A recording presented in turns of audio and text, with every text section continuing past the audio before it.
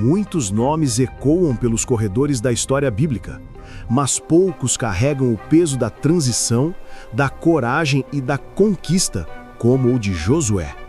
Frequentemente nos perguntamos: quem foi Josué? E por que ele é tão importante na Bíblia? Ele não era um rei nascido em um palácio, nem um profeta que ouvia a voz de Deus desde o berço. Sua história começa na poeira da escravidão, no Egito. Nascido como Oséias, que significa salvação, ele era um homem do povo, da tribo de Efraim, que sentiu na pele a amargura da servidão e testemunhou com seus próprios olhos o poder libertador de Deus nas 10 pragas, na travessia do Mar Vermelho e no sustento miraculoso no deserto. Essa origem humilde é fundamental para entendermos a magnitude de sua jornada. Ele não foi escolhido por sua linhagem, mas por seu caráter forjado no fogo da provação.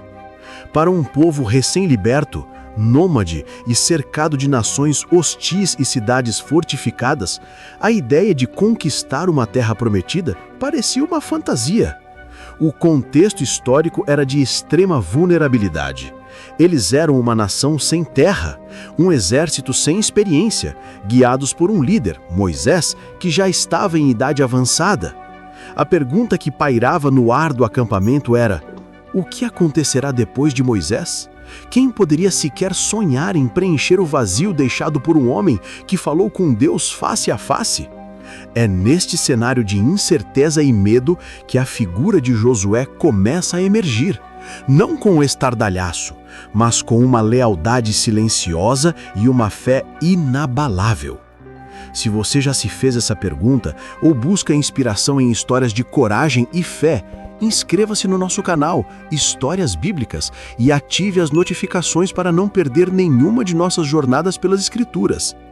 A ascensão de Josué não foi um acidente, mas um processo de preparação divina que culminou em um momento simbólico, mas profundamente significativo: a mudança de seu nome.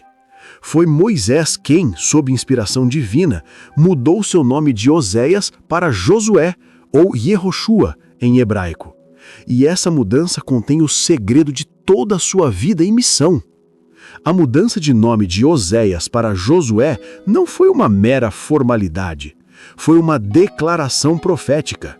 Enquanto Oséias significa salvação, um conceito geral, e Yehoshua significa Yahweh é salvação. Essa pequena, mas poderosa adição transfere a fonte da salvação do homem ou de um ideal para o próprio Deus. A partir daquele momento, a vida de Josué se tornaria um testemunho vivo de que a vitória, a libertação e a conquista não viriam de sua própria força ou estratégia, mas diretamente da mão do Senhor. A primeira grande prova dessa convicção veio na famosa missão de espionar a terra de Canaã, registrada no livro de Números. 12 espias de uma de cada tribo foram enviados. 10 deles voltaram com um relatório desolador. Eles viram gigantes, cidades com muralhas que alcançavam os céus e um povo poderoso. A análise deles era puramente humana, e sobre essa ótica, a conquista era impossível. Eles espalharam o medo e a incredulidade, fazendo o coração do povo se derreter. Mas 2 homens, Josué e Calebe, viram a mesma terra, as mesmas cidades e os mesmos gigantes, mas através de uma lente diferente, a lente da promessa de Deus. A análise textual de seu relatório revela uma fé extraordinária.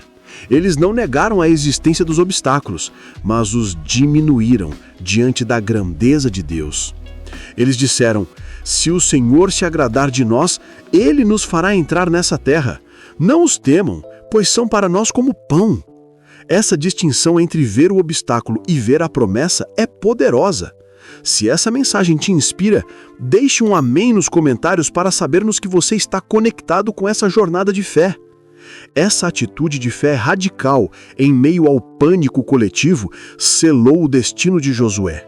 Enquanto a geração incrédula foi sentenciada a vagar por 40 anos no deserto até perecer, Josué e Calebe foram os únicos de sua geração com a promessa de que entrariam na terra. Aqueles 40 anos não foram um tempo perdido para Josué. Foram sua universidade de liderança, aprendendo aos pés de Moisés, servindo-o fielmente e observando como seguia um povo teimoso sob a direção de um Deus paciente. Foi um longo e árduo treinamento para o momento em que o manto da liderança finalmente repousaria sobre seus ombros. Após 40 anos de peregrinação, o momento da transição inevitavelmente chegou. Moisés, o grande libertador, subiu ao Monte Nebo para ver a terra prometida que ele não poderia entrar. A nação inteira chorou por ele. O vazio era imenso. É aqui que as conexões bíblicas se tornam cruciais para entendermos a legitimidade da liderança de Josué. Em Deuteronômio 31, vemos o comissionamento oficial. Não foi uma eleição, nem um golpe, mas uma ordenação divina. O próprio Deus diz a Moisés para impor as mãos sobre Josué, e a ordem que ecoa dos céus é: seja forte e corajoso. Essa palavra não é apenas uma ordem de encorajamento, é uma transferência de autoridade e uma promessa de presença divina contínua. A mesma presença que abriu o Mar Vermelho agora marcharia à frente de Josué. E Josué precisaria de cada grama dessa coragem. Sua primeira tarefa era liderar milhões de pessoas através do Rio Jordão, que estava em sua época de fôlego, um obstáculo aparentemente intransponível. Mas talvez o momento mais revelador da mentalidade de Josué e de sua conexão com o divino ocorra no capítulo 5 do livro de Josué. Preparando-se para a impossível batalha de Jericó, ele se depara com um homem com uma espada desembainhada. Josué, como um bom general, o desafia: você está dos nossos lados ou dos nossos inimigos? A resposta que ele recebe redefine toda a sua missão. Ele responde: nem uma coisa nem outra. Venho na qualidade de comandante do exército do Senhor. Josué imediatamente se prostra. Nesse momento, ele compreende uma verdade fundamental. A guerra não era de Israel contra Canaã. Ele, Josué, não era o comandante supremo. Ele era apenas um soldado no exército de Deus, recebendo ordens do verdadeiro comandante.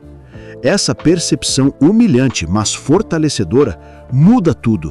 Ela explica a estratégia bizarra e divinamente ordenada para a queda de Jericó: marchar, silenciar e crer. A história de Josué, com suas batalhas e conquistas, pode parecer distante da nossa realidade. No entanto, sua aplicação contextualizada para nossas vidas é profundamente relevante e inspiradora. As muralhas de Jericó, os gigantes de Canaã e o Rio Jordão em cheia não são apenas elementos de uma narrativa antiga. Eles são arquétipos das barreiras, medos e impossibilidades que todos enfrentamos.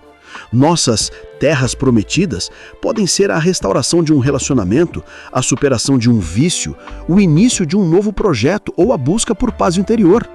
E assim como Josué, muitas vezes nos sentimos pequenos e despreparados diante da magnitude de nossos desafios. A ordem divina, seja forte e corajoso, ecoa através dos milênios e chega até nós hoje, não como um chamado à agressão, mas como um convite à fé resoluta. A força de Josué não estava em seus músculos ou em sua genialidade militar, mas em sua obediência radical e em sua memória do que Deus já havia feito. Ele se lembrava do Egito, ele se lembrava do Mar Vermelho. Essa memória alimentava sua fé no presente. Da mesma forma, somos convidados a olhar para trás, para as vezes que Deus já nos sustentou, e usar essas memórias como combustível para enfrentar os desafios de hoje. A queda de Jericó nos ensina que as estratégias de Deus muitas vezes desafiam a lógica humana. 7 dias de caminhada em silêncio, seguida de um grito de fé, parece um plano absurdo do ponto de vista militar, mas foi o caminho da vitória. Isso nos mostra que em nossas vidas, a obediência a Deus, mesmo que não compreendamos plenamente o porquê, pode derrubar as muralhas mais resistentes. Portanto, ao responder à pergunta, quem foi Josué e por que ele é tão importante na Bíblia? Vemos que ele é o protótipo do líder sucessor, o modelo de fé que transforma impossibilidades em vitórias e a prova de que Deus capacita aqueles que ele chama independentemente de sua origem. Ele é a ponte entre a promessa e a posse, e seu legado nos convida a agir. Não se contente apenas com este resumo. Abra o livro de Josué, leia o primeiro capítulo e sinta a força do comissionamento divino em sua própria vida. Estude a queda de Jericó no capítulo 6 e medite sobre o poder da obediência. Use uma boa Bíblia de estudo ou recursos online confiáveis para se aprofundar.